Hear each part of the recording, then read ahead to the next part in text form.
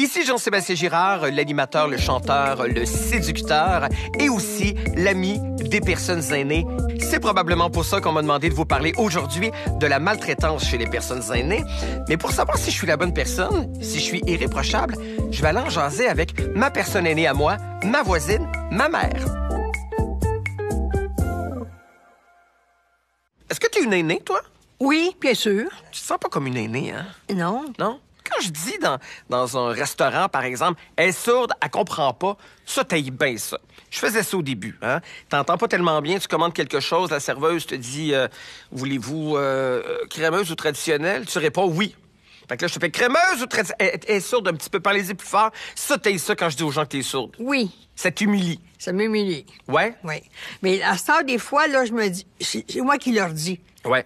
Parlez plus fort, j'ai un petit problème d'oreille. C'est assez pluriel, la maltraitance, hein? Il y a beaucoup de comportements, d'attitudes qui rentrent dans ce chapeau-là. Je vais te lire la définition officielle D'accord. de ce que c'est. J'ai ça ici dans mon ordinateur de poche, comme t'appelles. Il y a maltraitance quand une attitude, une parole, un geste ou un défaut d'action appropriée se produit dans une relation avec une personne, une collectivité ou une organisation où il devrait y avoir de la confiance et que cela cause intentionnellement ou non du tort ou de la détresse chez une personne adulte.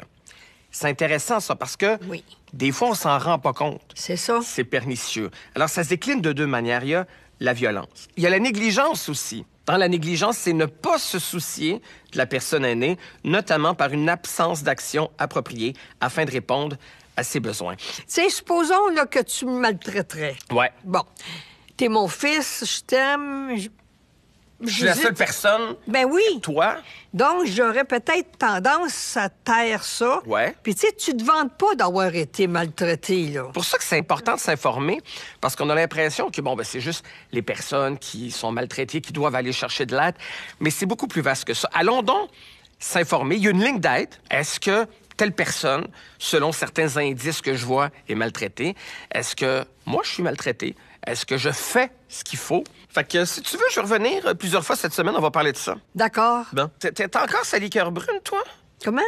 T'es encore sur la... Ça, c'est une affaire à quand tu... Je suis pas si sauve que ça! Ça, t'haïs ça. Quand je te dis quelque chose puis que tu l'entends pas, je te le répète bien fort, ça te Ben, rend tu pourrais folle. me le répéter un petit peu moins fort. T'entends pas? Ben, j'entends pas. T'aimerais-tu ça des appareils pour Noël? Promouvoir la bientraitance. Un petit geste. Au quotidien. Laissez notre place dans l'autobus.